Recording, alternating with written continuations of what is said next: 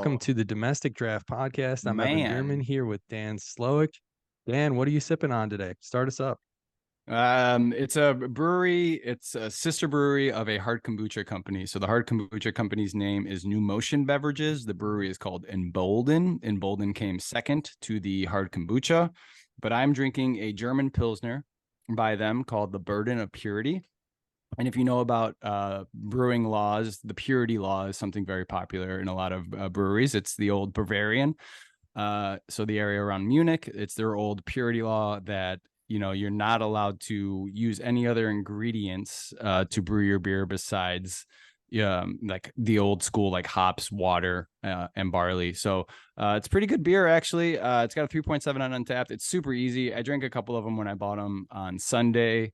I described it to my wife like as a dressed up Bud Light, but it's really good. It's better than that. It's crispy. It's light. It's like super easy to drink. And it's really good. I am going to probably have 2 of these while we record. What about you? What are you drinking? Nice. Today I'm doing Wild Onion Brewery. It's based out of Lake Barrington, Illinois. I'll give you a quick backstory on them. The original brewery, because it's pretty interesting. The original brewery was built from used dairy tanks from the fields of northern Wisconsin. Joe Caines, he was the CEO of the brewery, grew up working in the dairy business. His grandfather actually started in Chicago in the early 1900s. Mike Caines, the founder and the founding brewer of the Wild Onion, was drawn to brewing in part because of the stories his dad would tell him from Caines Dairy, and that was actually on Mohawk Street in Chicago's Lincoln Park neighborhood, if you're familiar with Mohawk Street. So during Prohibition, Joe's grandfather, father, and uncles converted part of the dairy production to brewing and selling beer to a well-known Italian-American merchant. Interesting. For 13 years in the early part of the last century, Caines Dairy helped keep thirsty beer drinkers in Chicago happy in what was the largest failed government experiment in U.S. history. But having heard the stories of fermenting beer in these stainless steel tanks and barrels being rolled in the dairy's back alleys, Mike felt it was, he wanted to follow in the family tradition, pitched the idea of opening a family brewery again to his parents and brothers in 1995 out in Lake Barrington. So I have here the Pumpkin Ale. It's a 3.43 on Untapped. Timely. 5.4%. It's really rich. It almost tastes like you're drinking a pumpkin pie. It's got like a hint of vanilla at the end. I would say it's really good if for this season, but I could probably only drink one of these. But before we get to our next guest, I want to hit you with some more knowledge from over a century ago. Drop it. And do you know what city is known as the Magic City? I do know what the city that is called the Magic City. Yes. Do you want me to tell you? What is it? It's Miami. Bienvenido a Miami. All right. And you might know this, but I'm going to hit you with a little more knowledge. The city's nickname came just 1 month after its incorporation in 1896. It came from its rapid growth, which was noticed by winter visitors who remarked that the city grew so much from one year to the next that it was like magic. This brought an increase in Miami's population from 1896 to 1940. It was over 172,000 people. I didn't know that. I'm not sure if you did, but I know that our next guest did. He's Pat Howard. He's the producer and drummer for the Magic City Hippies. You can find him on Instagram at Patty_fat with a PH _stacks with a triple X there. And I'm not sure if maybe Pat Howard is just a big fan of Vin Diesel and Triple X, or where that came from, but we'll let Pat tell us. Pat, thanks so much for joining us. What's up, y'all? Cheers. Thanks for having me.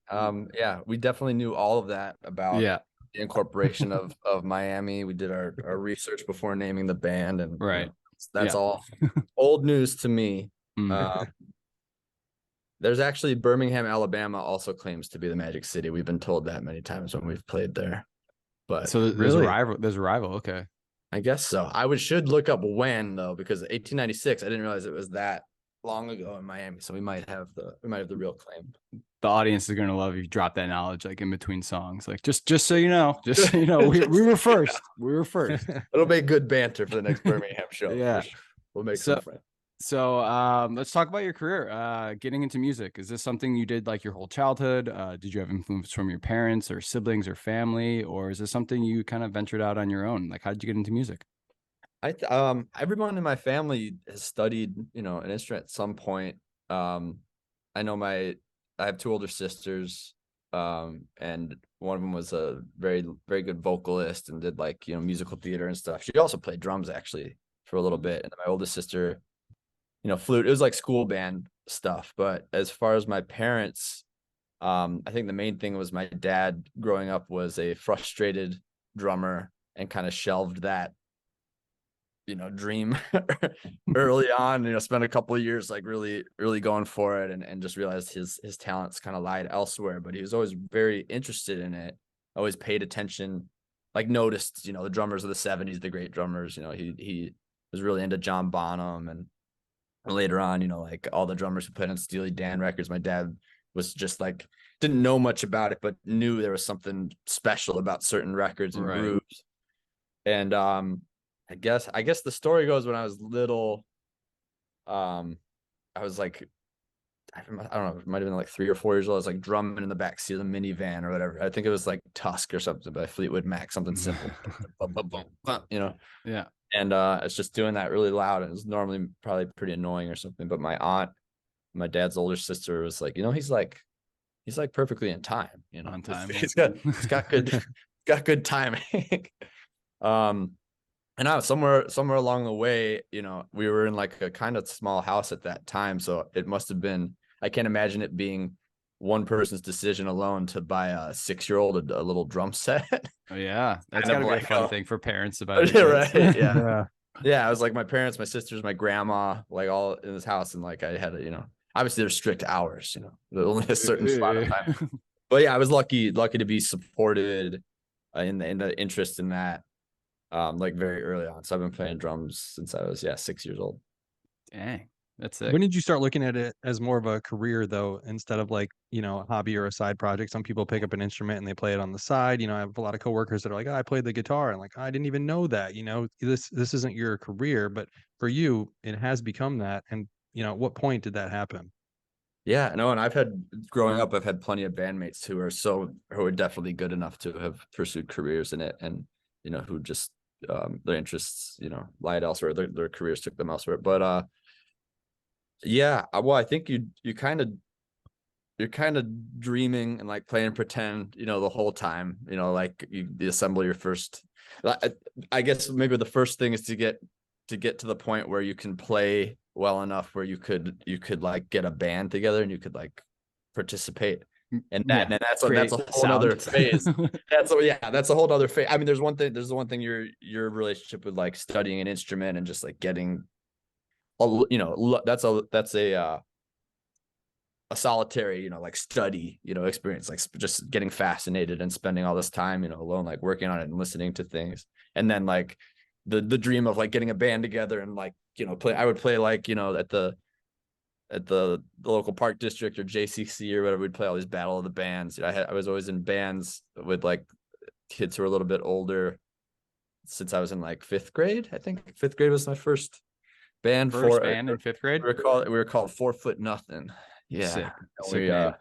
Yeah, thanks. Then we were like, wait, we were like, okay, we got to change it. And then we just abbreviated to 4FM. Keep them guessing. Yeah, that was like a huge move. But Recess would not stop talking about it. Yeah, right. No, yeah, I played the Teen Splash Bash at Buffalo Grove Park District Pool. It's like that was a young peak for me. People are still talking about it. They are. But no, I think the whole time there's like you find out just how much you love doing, and we dreamed of. It's a never-ending thing. It's like we're like, oh, we've got songs. We wrote some like songs. Okay, we figure out the studio thing. How do we afford studio time? I remember buying like a 4-track like Porta Studio, like a Tascam thing, and like trying to record us somewhere in my parents' garage. There's like a cassette of like that band covering like Aerials by System of a Down or something, like sounding probably really. Yeah, I know what you're talking about. But but realistically, I think it was always something. It should give you a clue, I guess, right? If there's something beyond all the extracurriculars and all the things you're supposed to be doing, like I was lucky enough to like in high school, like most kids were college bound and stuff, so everyone was kind of thinking toward that. And I didn't actually occur to me until midway through college that I should be doing music for a living. So I literally I was in marching band and all that stuff, and I was playing in my band and recording with my band and playing on the weekends and stuff like that. But it was still like, oh yeah, this is like a hobby, right? And I studied I studied electrical engineering for 2 years in college, and then I think I had it in the back of my mind. I went to University of Miami, which has a great music school, and I think I knew that, and I was like, oh, maybe I could just like hang out with those kids, like go, Get in through the back door. Yeah, I also knew about the program there. They have a program that's kind of unique. It's called music engineering there. That's existed since I want to say since like the 70s or so, maybe 70s or 80s. But it's a pretty renowned program. A lot of like really famous mixing engineers and a couple famous producers, and more so nowadays, like people end up working for Google. You actually learn how to code plugins. It's like pretty like intense. You actually get like a proper like minor in computer science or electrical engineering. But I knew about that program, but I was just in engineering school for the first 2 years. I remember, and I was like hanging out with all the music school kids, and I was like, I got to figure out how to transfer in. There was like a 10-year-old boy genius in like my physics class. I was like, what am I doing here? Like hanging out with him on the weekends. Yeah, I need to go.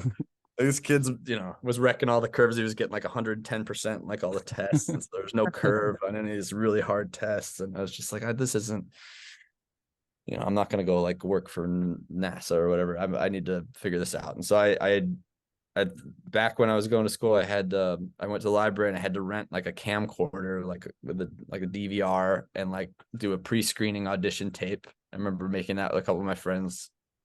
And then like for the music school. Yeah, for the music school. I was already on campus, right? I'm already like at the school, but I have to like submit this thing. Right. I, like slid it, under the door to like the drum professor's like office. Study. Yeah.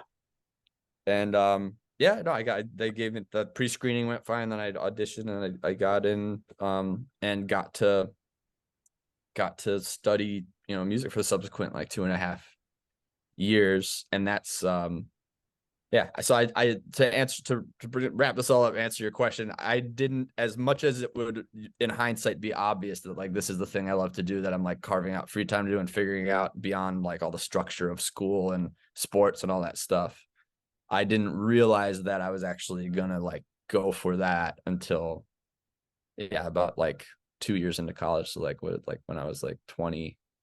So 20 did you graduate with a degree? I did. I finished, but it was a music engineering degree with like a minor in electrical engineering. No one should hire me to electrical engineering. But you graduated the degree and then you stick around Miami, hoping to be in a band. Okay. Yeah, so before I was even in the music school, I started playing like the whole semester that I was working on auditioning for the music school. I already started playing out with Robbie Hunter, who was born and raised in Miami. As the lead singer of the Magic City Hippies, right?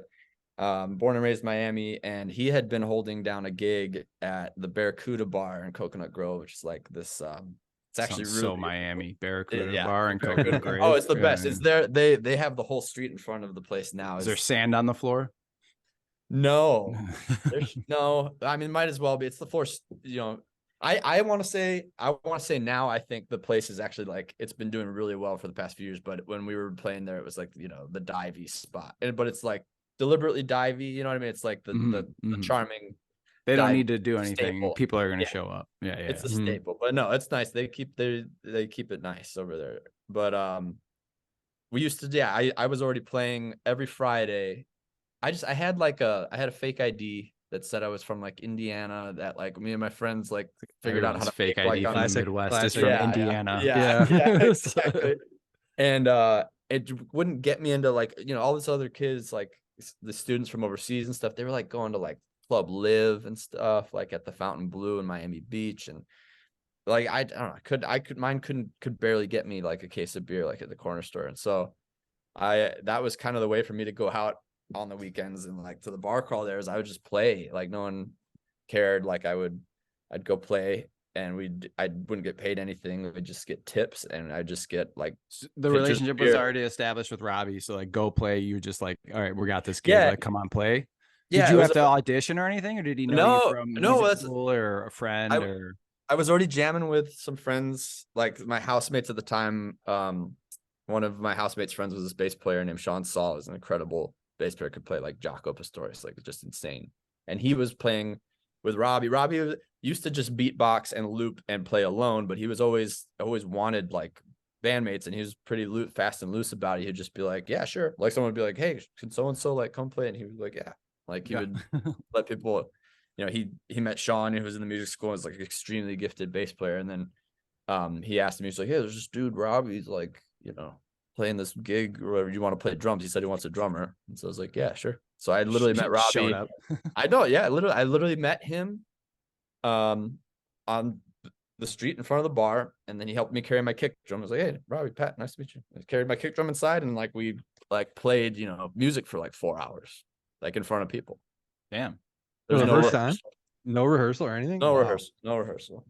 And then from there, were you like, this is a band, or was it just like every weekend wondering if you're gonna like, hey, get a text or a call, be like, you want to go play some music? Was it kind of just like in limbo?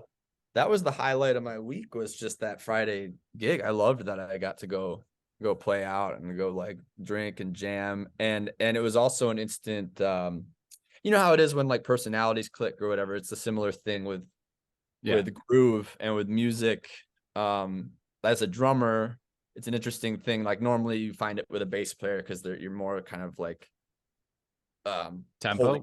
I don't know music that much. You're playing, yeah, like with a drummer and a bass player, you're playing a similar role. Like you kind of have to know what's going on with each other. Oftentimes, a guitar player isn't participating as much of that rhythm. They're more about like soloing, or that can be like the stereotype of a guitar player. But Robbie is used to, you know, beatboxing and accompanying himself, and so he was a very rhythmic, like very funky guitar player, and we felt rhythm very similarly. So it's like I could hear it was basically he would loop a thing, and I could hear him play like 8 bars, you know, of whatever riff, and I'd be like, oh yeah, I know. Like it was like I could pick up what he was throwing down. I was like, yeah, like I get what's going on here. So it was just a lot of fun. We were like grooving and then so I know like I stumbled upon, I think it was the Robbie Hunter band. I don't know if you were playing drums on any of those tracks, but I stumbled upon them. Yeah. I think like 2016, 2015 time. I don't know if that so checks out. I've been playing I started playing drums with Robbie at Barracuda Bar in like 2011. Okay. 2010, 2011. So you guys have been going at this for like 12 years. Yeah. And I was playing all the time, and then we'd get gigs outside of Barracuda Bar, but for the most part it was just that every Friday at Barracuda Bar. And then a couple of the dudes who were in the band, like the guitarist and Sean, the bass player, who like introduced me to Robbie, they started playing elsewhere. I moved out of town, and then my senior year, or I guess it was before they moved out of town, but they were kind of out of the rotation for this whole summer that I moved in with John Coughlin, who's the guitarist of Magic City Hippies. He was the bass player though.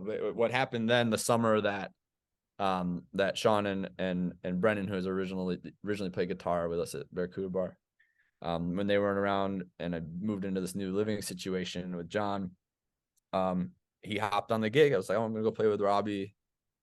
There's more to that story. It's Robbie. I didn't think I was gonna see Robbie again because he like fell in love with this girl and chased her down to like Buenos Aires. Okay. Of course. Is there a song about that? Yeah. As one does. There's many songs. Almost tore the band apart. That entire I got that the heartbreak of that gave us that entire first Robbie Hunter band record. But he came back. The Corazon is one of those songs. Yeah. Yes, it is. Yeah. But yeah, when he came back, we started playing again. He was like, yeah, I'm gonna start playing, you know, at Kudos and at this place called Jada Cole's that still exists. And he was like, yeah, I'm gonna play these places, like let's play again. And then I was like, oh, John, I was living with John. I was like, you should play bass with us. So John was our bass player, and we were just like a trio like that.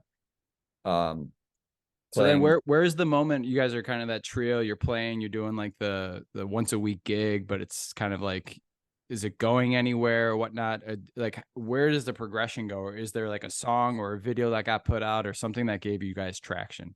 Yeah, I mean, my personal version of it is, you know, I'd known at this point that I'd wanted to try to be a producer. Like I'd been making, well, for the most part, just making beats for like my rapper friends, and I had another band, like a hip hop band. 4 Foot Nothing. Those friends, no, we weren't. Like, thank God we didn't try to do that.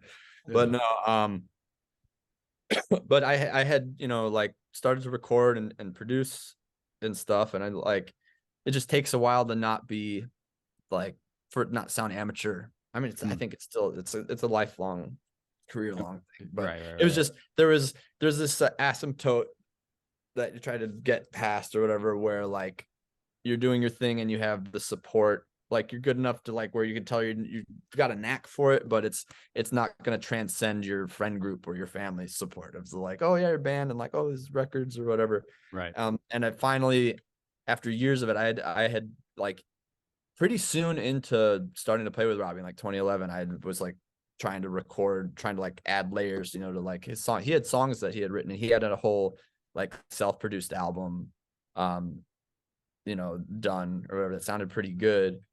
But I was trying to like, I got a chance to like become good at producing over the course of like 2 years, where it sounded probably pretty cheesy and pretty bad. I mean, well, not probably, definitely it did, for a couple of years. And then something clicked. It was like the summer of like 2012 when we were all playing together, and a couple of those new songs that he came back with, something happened. It started to, it worked. Corazon was the first thing I like finished. Okay. That engineering background, I feel like it turned the wheel there a little bit. Got Yeah, everything, maybe. everything clicked. Yeah. Well, because it was, the thing is, the record making process for us has always been this way, but it was definitely started out this way. Is it really had nothing to do with us playing, like recording ourselves, how we play live. Like I play bass on all the records, and like John plays a lot of the guitar, most of the keys. Robbie, it's anybody's guess who ends up with the take of the guitar solo. That like really, like what it ended up being is like us sitting, hanging out like 4 nights a week, well into the night after our like day jobs or whatever, and just trying to make whatever's coming out of the speakers, putting the puzzle together, interesting to us. Yeah, it wasn't a matter of recording ourselves. And so it really had very little to do with how we like sounded playing. We probably sounded like Sublime or something, you know, playing all these shows, you know, just trio, you know, a lot of hip hop covers and reggae stuff. And like these originals, it was like we actually like, you know, got together and produced them out and added more layers than we knew how to like deliver live. You know what I mean? Like there's 3 of us. It's like good. So guitars, 2 things, a bass player and a drum kit, and the you know, songs have mellotron, synth, and you know all sorts of crazy stuff going on.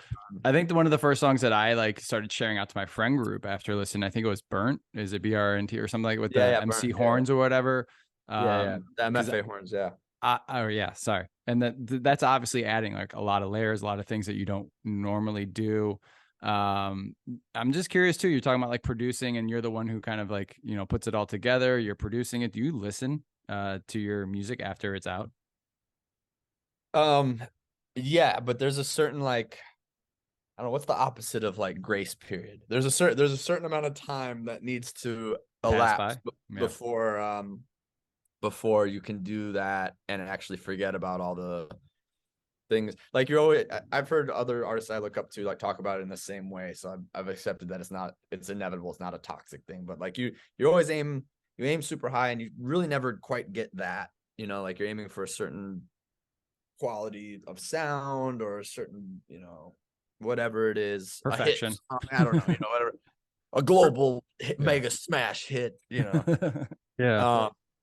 You're aiming for something with whatever it is, with each individual song, and all the choices, infinite amount of choices that go into that, and between the 3 of us, you know, like kind of triangulating where it's going to go, where we're all happy with it. And you never quite, you know,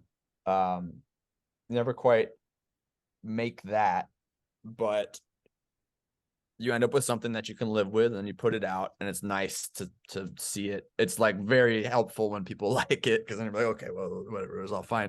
Right. But there's still like, yeah, for me, there's a certain amount of time where if I were to listen to it, I'd be thinking about, you know, I would change mixes forever. I would have turned down the thing there, or whatever. Right. Tinker until there's enough time different. goes by. Yeah, enough time goes by where you forget about all those things, and then like, so now I can listen to that EP and really enjoy it. Or like even worse, I'll be like, damn, like I know a lot more than I did back then, and my shit sounds worse or something, you know. So I mean, yeah, you're talking about there's constant tinkering. So you start off as the Robbie Hunter band, you alluded to it, and then you guys decide to go to Magic City Hippies, and it seems like that's the way that you guys should continue to go. I'm not going to say that there's not a name change in the future, but it's a great name. How did this name come up? How did you guys decide? And was it difficult for Robbie to switch from Robbie Hunter band to Magic City No, Hippies?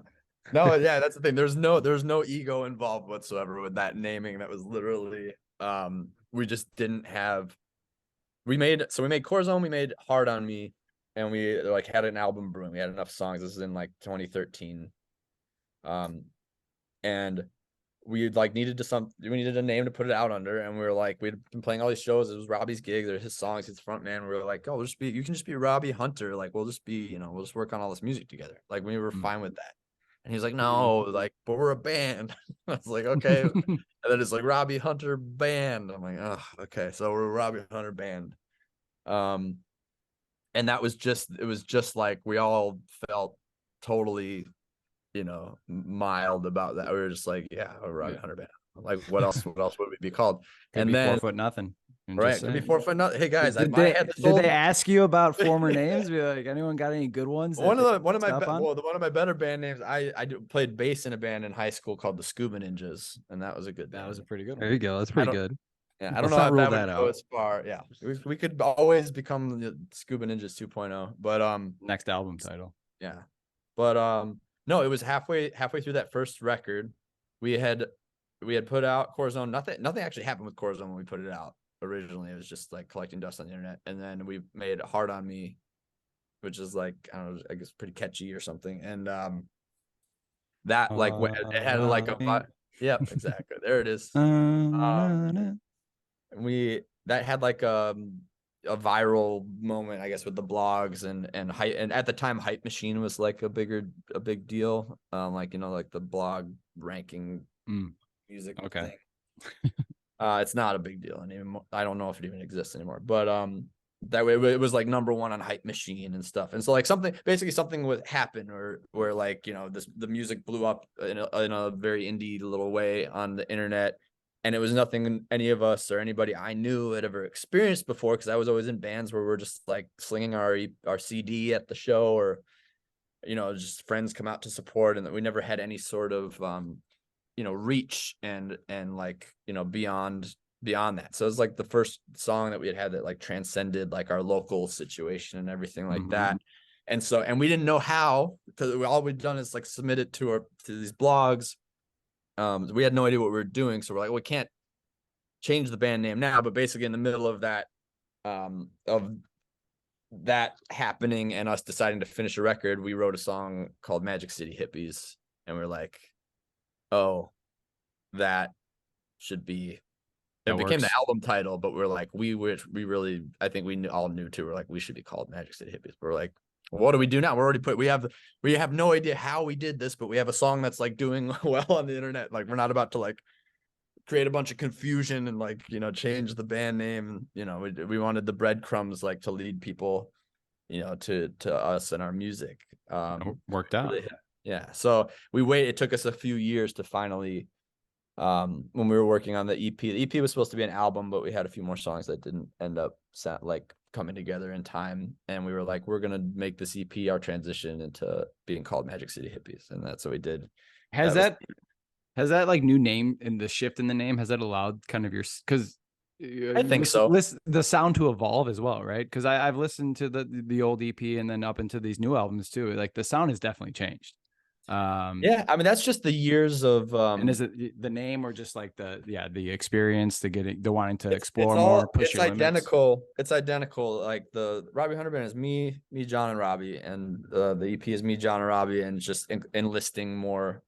We actually had the MFA horns on the Robbie Hunter Band record too, on that song Running with Wolves. All the horns on that one are the same guys, who did most of the horns on the EP. But it's the same. The three of us making music and making all the decisions about the music, and Robbie's songs, or whatever versions of how we come up with songs and finish them together.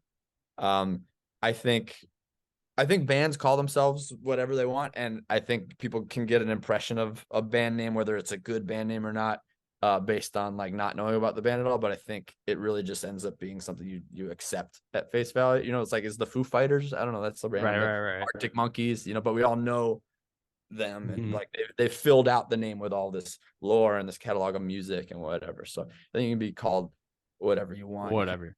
You kind of just back it up with whatever you do. Is But that sorry to yeah, go ahead. Way better. It's a way better band name than Robbie Hunter Band, you know.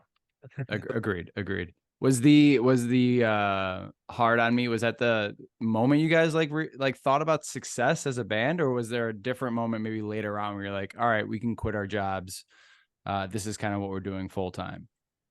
Oh, that Way down the line, yeah, a week ago. Yeah, right. No, like literally, I mean, you can talk to any you know, artist in the indie artist or indie band, especially, because at the end of the day, the piece of the pie is divided among the bandmates, whereas, you know, it can be different if you're like a solo artist. But yeah, I think based on the optics of it, like people hearing our stuff on like college radio, you know, and other states and stuff, and like coming across it on the internet. I remember like at one point we were on the front page of a couple blogs alongside like Acid Rap or something. Like, you know, it was the same summer that Chance, you know, Yeah. and I was like, whoa, you know. And so like you would think, I would remember there were years where like people who I wasn't in very close touch with, you know, thought like, oh, you made it, you know. I was like, no, I don't, you know. it's just SoundCloud. Like the SoundCloud wasn't even monetized back then. This is like that first time was pre Spotify, so it was like, it was just like dopamine. It was just like SoundCloud streams were like, wow, cool, and that was it. There's no transaction or anything whatsoever. It took us maybe longer than it should have to figure out all the rest of that. You know, we had our now we've got really good management now helping us out, and you know, an agent and all that stuff, and that kind of comes later. I feel like I guess it's maybe the natural arc of it is like it starts to feel like things are happening, and you're always kind of running on the hamster wheel. It's all happening, right? Yeah, almost famous line. It's all happening. It's all happening. Yeah, but I don't know. I think that helped me like decide to stay in Miami.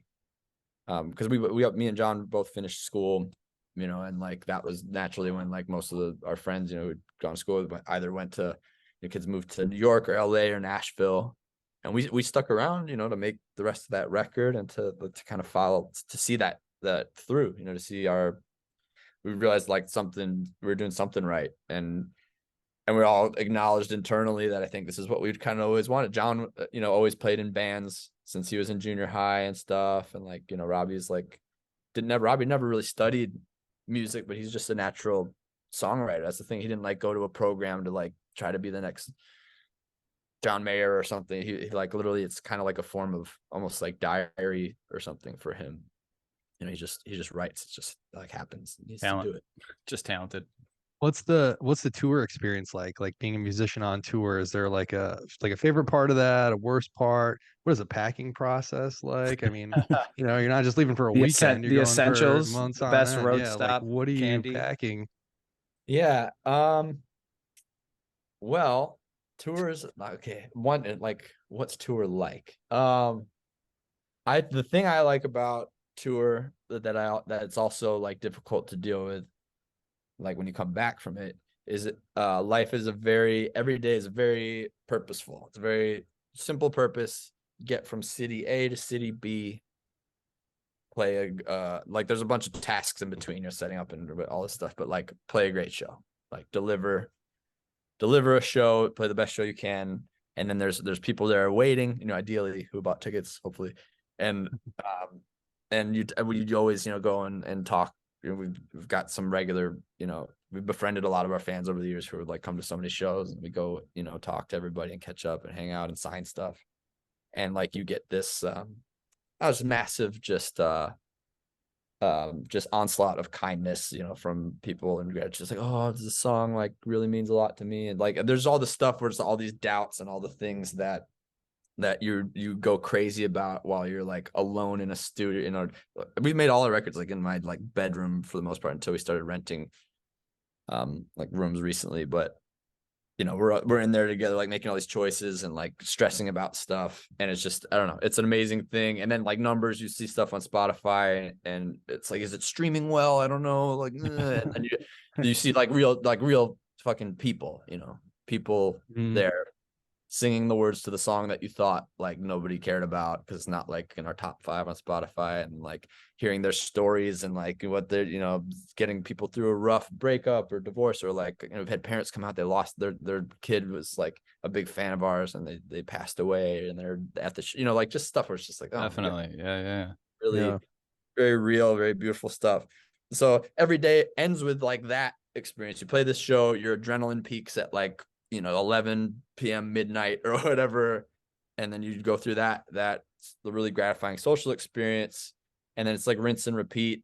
There's not a whole lot of sleep. There's a lot of grunt work and travel and setting up and tearing down and physical exertion and stuff, or at least, you know, I think everyone exerts themselves physically on stage a lot, especially these past few tours. We've been really going for it. But every day is laid out for you. That's what you do, and it feels very full, and it feels like there's not room for anything else. But we also all have lives and like a home city, you know, and like the world's kind of spinning without you. And it's difficult. I have difficulty tending to that while I'm on tour. And I also think that when you come back from tour, all of a sudden you have this time to plan your life, and there's like big picture things like, oh, what do I want to do with this next like month, these 2 months of my life? Right. There's just all that you have to make choices again, you know, about about things, isn't that you're not on everything in. Yeah. Not on this like, you know, rock and roll treadmill or whatever. So right. Responsibilities. Yeah, exactly. So I guess that's probably the worst part. I was gonna ask the second part. Worst part of tour is like kind of the balance of it all, right? Of your actual life and challenging. I've seen it test.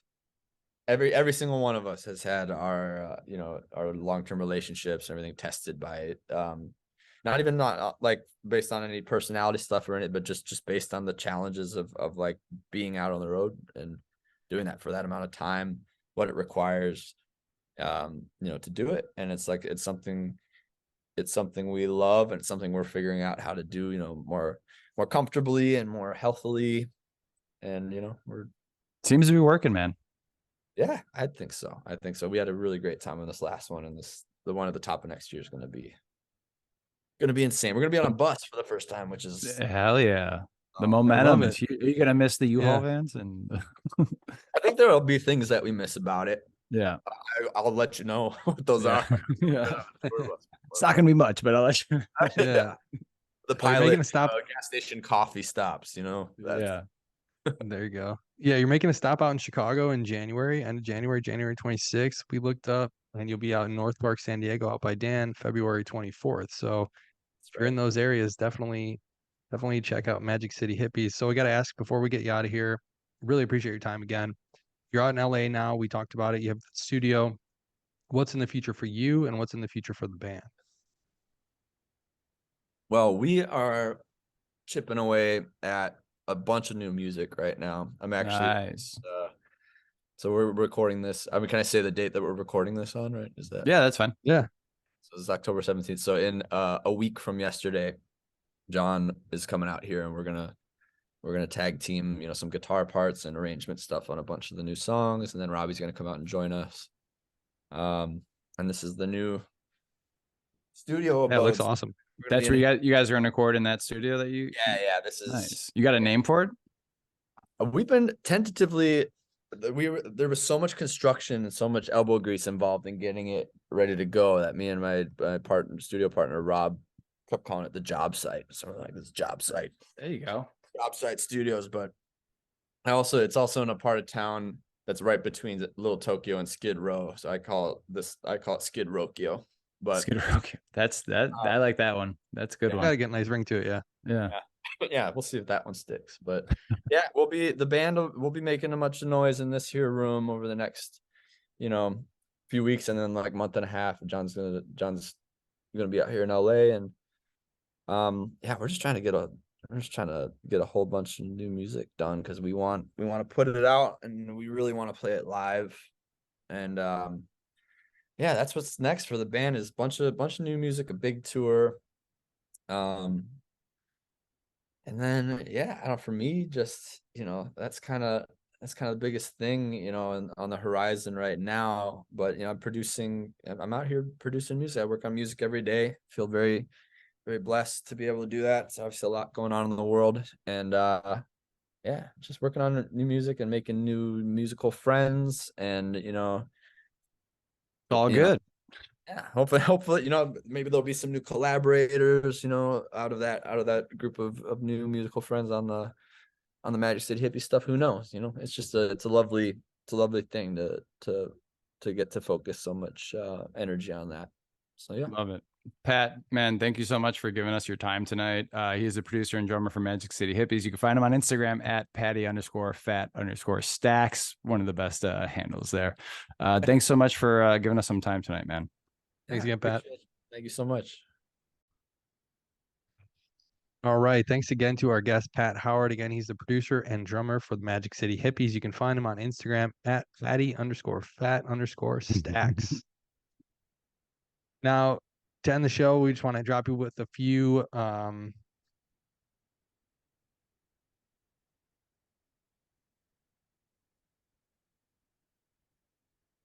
all right. Magic City Hippies will be playing at the Vic Theater in Chicago on January 26, 2024, and at the Observatory in North Park, San Diego on February 24th, 2024. So if you're in San Diego, late February, check them out at the Observatory. If you're in Chicago, check them out at the Vic Theater on January 26th. Thanks again to our guest, Pat Howard, for joining us today. For Dan Slowick, I'm Evan Bierman. You've been listening to the Domestic Draft Podcast. If you're listening on Spotify, don't forget to rate the show. You can find us on Twitter at Domestic Draft, on Instagram at Domestic Draft Podcast. Our website is domesticdraft.com, and you can watch the show on YouTube. Just search up Domestic Draft and drop us a sub. Thanks again for listening. Cheers.